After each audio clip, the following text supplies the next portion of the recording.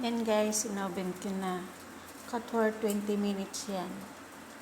Or golden brown. Kukunin ko na yan siya pag mag-golden brown.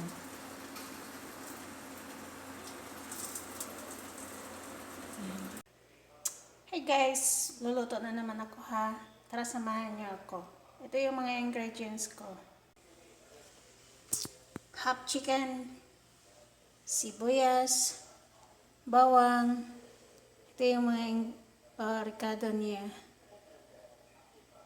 Yung yellow, compor, oregano, paminta.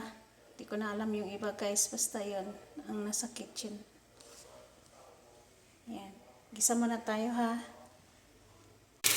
Gisa na natin sibuyas. Nilagay ko na rin yung bawang guys. Gisa lang natin. Mix hanggang sa mag-brown. Lagay ko na yung chickens. Guys, yung chicken binabad ko sa suka para mawala yung langsa niya. Yan guys. Gisa lang natin siya hanggang sa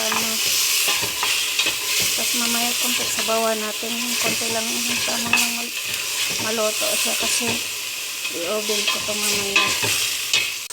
Nilagay ko na yung mga ingredient guys. Ayan.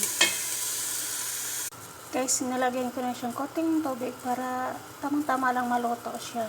Kasi white rice yung i-partner ko nito. Ayan guys, tapan na natin. Lutuin natin siya ng 20 minutes. Ayan na guys. White rice with chicken oven. Sarap ng kanin niya guys.